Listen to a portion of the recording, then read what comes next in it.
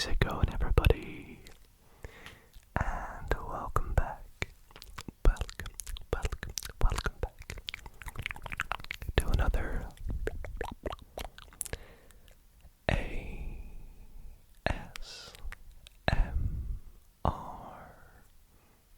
video and another facts video. In tonight's video, I was thinking, what could be an interesting subject to whisper some facts about to help you fall asleep? And seeing how my last facts video did very, very well, I thought I would definitely do another one. And so I thought, let's do something you don't see too often, and let's do some facts about ASMR. This should be really, really interesting to see because, of course, well, if you're watching this, I'm assuming you probably know ASMR and probably want to know more about it. And so to help you relax and drift off to sleep, and maybe stay a little bit educated about what you're watching tonight, I hope you all enjoy these very tingly facts, which I've found on a website on my phone. And so if you do enjoy tonight's video, be sure to leave it a big thumbs up. Let me know if you'd like to see more facts videos in the future. And without further ado, let's get to 22 fascinating facts about ASMR. Now I must start by mentioning this is from a website called Mental Floss. I will pop a link to the exact article and facts in the description. I'm not sure how accurate all of them are going to be, but as someone who is an ASMR artist, it should be fun to kind of see how many of these I already know, and maybe you do as an avid ASMR watcher. So let's have a little bit of a chat about them. So the first fact is the term ASMR was coined in a Facebook post. In 2010, computer scientist Jennifer Allen, who I have heard of, came up with the initialism ASMR for Autonomous Sensory Meridian Response, which doesn't have any official medical meaning.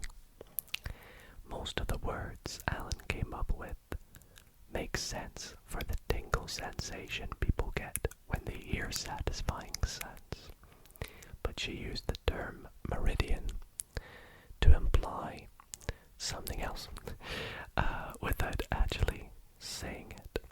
So it has a bit of a, let's just say, a sexual reference, which I think the second fact kind of mentions a little bit. And of course we'll probably, if you pardon the pun, touch on that quite a bit, because of the inevitable things that arise from ASMR about sexual references. But it's really interesting to know. It was in 2010 that the term ASMR was sort of invented. Of course, a lot of us probably know what it stands for. Maybe you didn't, in which case you've just learned now. Autonomous Sensory Meridian Response.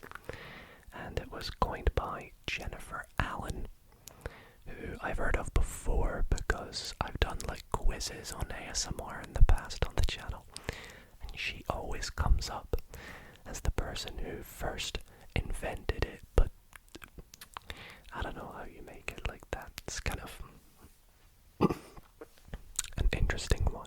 The next fact, which continues on from what I was mentioning, says, in addition to a body tingle, people who experience ASMR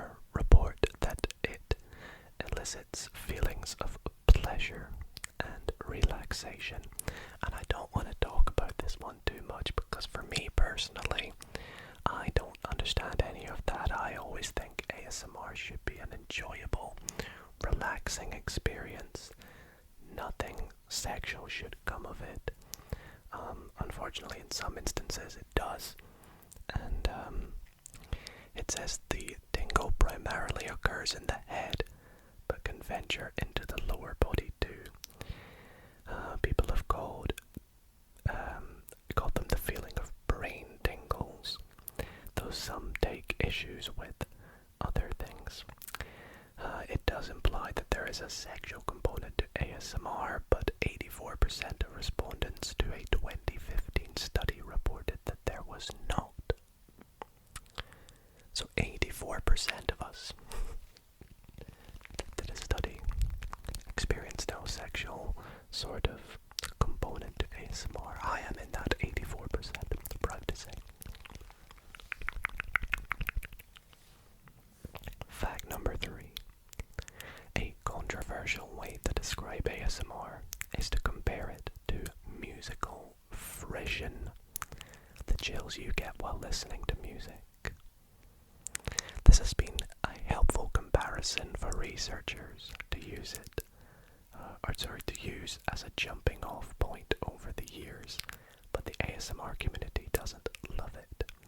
On the ASMR subreddit wiki, it advises you to direct your music videos to r/frisson or r/ASMR music to learn the difference between musical frisson and ASMR.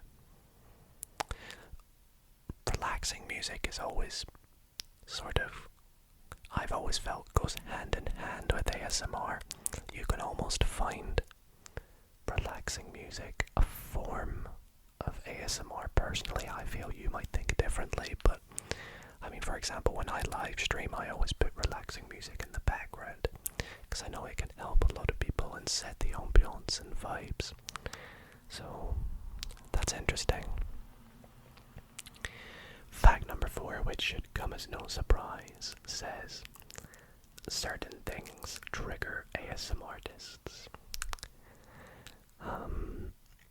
You're probably most familiar with ASMR YouTube videos in which a person on screen speaks or performs actions in an attempt to cause a reaction in the viewer. There is a huge range of trigger sounds including crinkling, folding towels, can't say I've seen that too often, turning paper, pages, tapping, whispering and typing. And of course, you also get roleplay videos as well, which I have not done too many of recently, but I definitely need to try and do a few more. Let me know if you want to see more roleplay videos. So apparently, according to fact 5, there are 4 primary top triggers.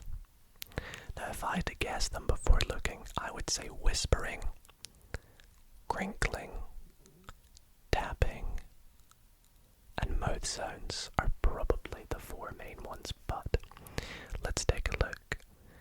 It says that in the survey of 475 ASMR experiencers, the researchers found the top 4 triggers in order were whispering, personal attention,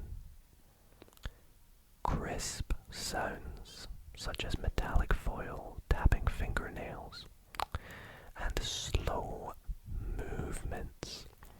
Interesting. Okay, I get why personal attention is there. Crisp sounds, I thought it was meaning crinkling. But then slow movements, does that mean like hand movements and things like that? Okay, makes sense, makes sense. What would you say are the top 4 ASMR triggers? Comment down below. The next fact. There are non-video ASMR triggers too. Even though we probably know it best from its videos, the sensation happens in real life as well. Some people feel the response while getting a manicure or a haircut. When I was younger, I used to experience it whilst getting a haircut. I don't so much anymore. But I always used to remember when I was in school, like when I was very young, like 7 or 8, I always used to feel like I would get some sort of ASMR experience. Of course, at the time I wouldn't know what it was.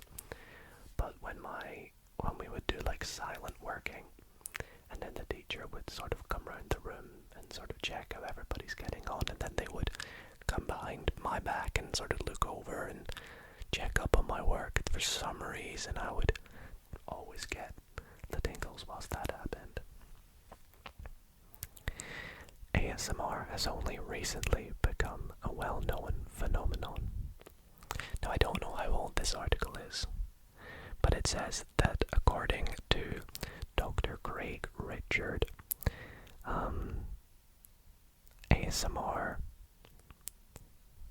it was in a 2007 thread online forum, steadyhealth.com, that triggered the conversation after a user wrote a weird sensation that feels good and described ASMR. So 2007, is that recent? I don't really know. I mean, 17 years ago. I would say recent would be like 2018, 2019 maybe, if it was discovered. The first video, meant to intentionally trigger ASMR, featured a woman whispering, and of course predates the term, was uploaded to the channel Whispering Life in March 2009. Now, I believe this video is still out there, and I did know of this actually. I knew of this fact. But 2009, that's really interesting. I think I've seen the video. It's got like the word whispering in the title or something like that. See if you can find it and send me it in my Discord server, because I would like to go and watch that back. But yeah, that was the first video. And then the next fact on the topic of videos says that there are more than 13 million ASMR videos that have been uploaded to YouTube as of 2021. There are also 10.8 million posts under the ASMR tag on Instagram. That is nuts. I've contributed over 1,000 to that number. But, yeah, that is a heck of a lot of ASMR videos for you guys to watch. According to one study, participants with ASMR experience reduced heart rates. Wow. So, I mean, I guess this kind of makes sense. One interesting ASMR study was published in 2018 in the journal PLOS ONE. There were 110 participants, half who experienced ASMR and half who were controls. They watched videos, some ASMR, some not, while their heart rates were monitored. Participants with ASMR had a heart rate reduction of 3.4 beats per minute after watching ASMR videos. So according to the paper, that makes it about as effective as music-based stress reduction, and more effective than a mindfulness acceptance-based intervention for anxiety.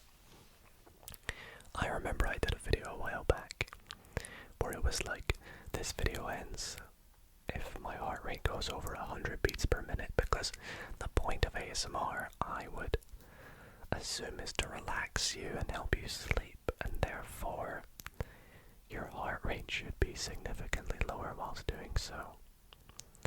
But as an ASMR artist, you know, doing the triggers and stuff, I wanted to see if it would be the same. I won't spoil the outcome of that video, but as you can see, I'm not still filming that video, so. Anyways,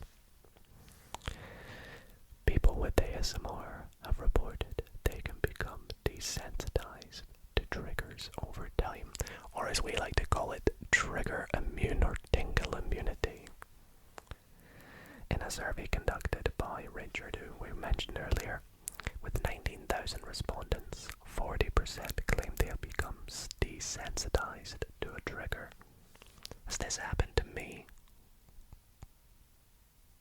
I can't think off the top of my head of any particular one, but if any have happened to you, let me know in the comments if you've become tingle immune or trigger immune to a specific trigger.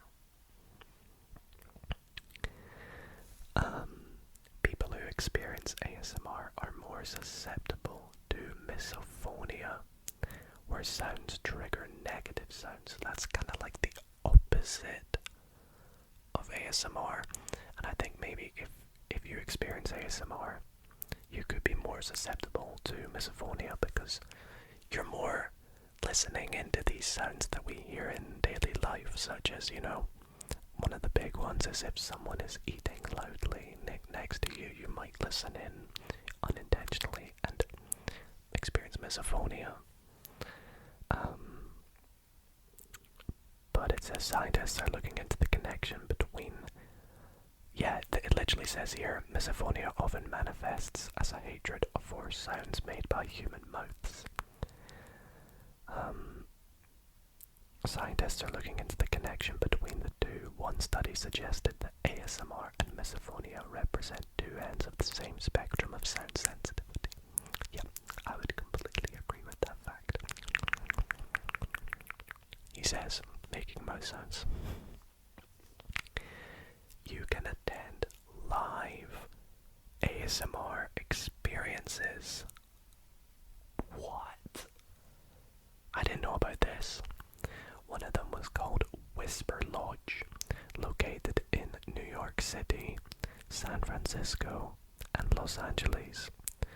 Pre-COVID, one performer per guest would spend 90 minutes trying to give visitors brain tingles by whispering into ears, touching them with a brush, and creating many of the sounds heard in ASMR YouTube videos. I don't know how I feel about that. Me personally, I feel like for ASMR, I would much rather watch it through a YouTube video or a live stream with my earphones on my own rather than at a live event. But it would be cool to experience a live ASMR event. Let's think of the video I can make out of that. I experienced ASMR live. Oh man, I hope they bring that back. Fact number 15 officially claims that ASMR has gone mainstream. In 2019, a Michelob Ultra Super Bowl commercial starring Zoe Kravitz had her whispering and acting out other ASMR, like tapping a Michelob bottle. The ad agency responsible for the spots even consulted with Craig Richard. Other companies have created ASMR content include KFC, IKEA, Dove, and Ritz Crackers. I did not know about any of those. Somebody link them to me in my Discord. I'm gonna go and watch them. I know for sure. Fact number 16 says that ASMR has been used in pop music. In his 2014 song, Terrors in My Head, deadmau5 used a clip of Maria of the YouTube channel Gentle Whispering, saying, "Good morning to you," among other things. The title of the song doesn't really give me an ASMR vibe, but that's really cool. I love that. I'm gonna have to go listen to the song and see if I can pick out the bits of Maria saying that. Fact number 17 has a lot of info to go with it, but it says it's not easy to get into ASMR. I don't know if that means in terms of creating ASMR or watching ASMR, but in a quick way, it says Maria of Gentle Whispering was a pioneer in the world of ASMR artists. In July 2017, she became the first ASMR artist to reach 1 million YouTube subscribers in a video, she described it as a huge milestone, not just for her channel, but for the whole ASMR community. Okay, so looking into the next little paragraph about it, I would say in terms of creating ASMR, it can be a very challenging thing to do. You know, you've got all the background sounds, expensive equipment that you have to buy, in terms of making the videos the way that they are, because they're different in a way from normal or other YouTube videos, I should say. Finding the best time of day to film, like for example, usually I film at night, but unfortunately at the moment I'm filming in the evening because I don't quite have the time tonight. And yeah, it's a very interesting thing to get into making, but also a very interesting one to get into if you've never immediately experienced ASMR and you go and watch it for the first time. You might be like, what is this I've stumbled upon? But for me, I think that's kind of goes hand in hand with when I was younger and I experienced it without knowing it, and then I found it on YouTube randomly one day, and then I got caught in a loophole and went through so many videos. But yeah, let me know how you got into ASMR, and was it natural, or did you kind of have to keep watching to get it? Fact number 18 says Bob Ross can elicit ASMR. I think we all know that one. We all know that fact. Still, it's possible to create ASMR without trying to elicit brain tingles at all. Bob Ross did. He is infamous in this community for his joy of painting content. I wouldn't really say infamous. It makes sense when you think about it. He talks straight to the viewer with a relaxing voice. Plus there's all the lovely, soft painting sounds. Happy little brain tingles, it says. 100% agree. I love the Joy of Painting series. I've seen so many of them due to Bob Ross being just so relaxing.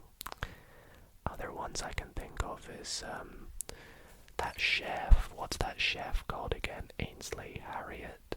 I think he's got a really relaxing voice without intentionally trying to do ASMR.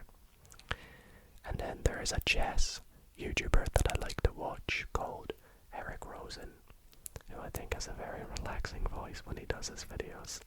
So I like to watch them as sort of unintentional ASMR sometimes.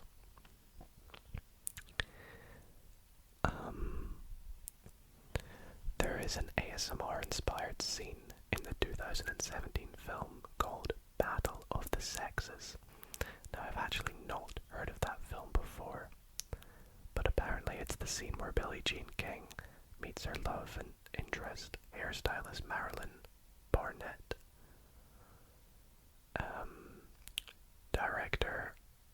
The directors took that opportunity to add ASMR-inducing sounds like scissors opening and closing, blow dryers, and whispering.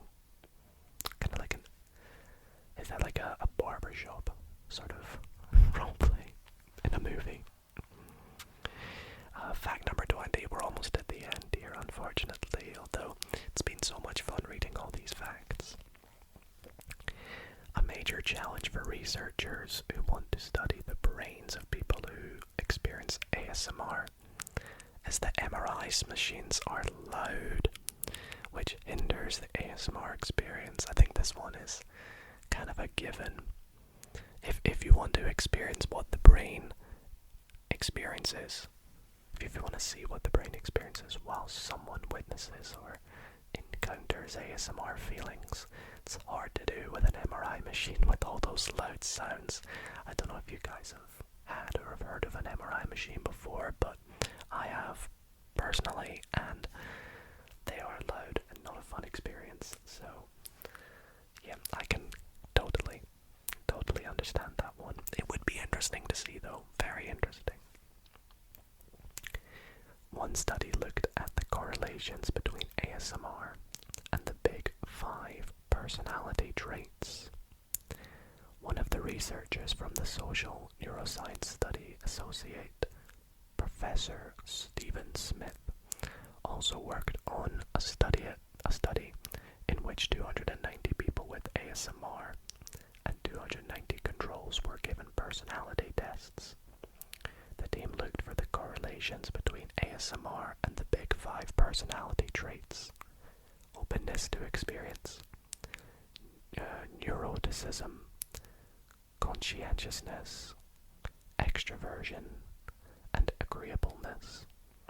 They found that people with ASMR had less of those last 3, conscientiousness, extroversion, and agreeableness, than the control group, but they tended to score higher in openness to experience and neuroticism. That makes a lot of sense. I think that makes a lot of sense. And for the last fact of the video, it says, there are some ASMR YouTube videos in which the artists act out kidnapping or murdering the viewer. The Mixed ASMR channel has a video that starts out like this: "Hello, nice to meet you. If you haven't guessed so far, this is a robbery and I'd like all your money, thanks." So we could do this the easy way, or I could stab you. I have seen so many of those kind of videos, you know. You get all those like tingle dealers and things like that I find so funny. But it's really interesting to see all those innocent or uninnocent role plays that are out there, and you know, it's just cool to see how far the ASMR community has come. But that is where we are going to end tonight's facts video. I really hope that you have all enjoyed the ASMR facts in tonight's video, and it has been definitely interesting for me to learn a little bit more about it as well. And hopefully you have too. And if you would like to see more facts videos, maybe we could continue this little series with another themed fact video. Let me know in the comments what you would like to see me whisper some facts about next. Anyways, I want to thank you all so much for watching. Sleep well,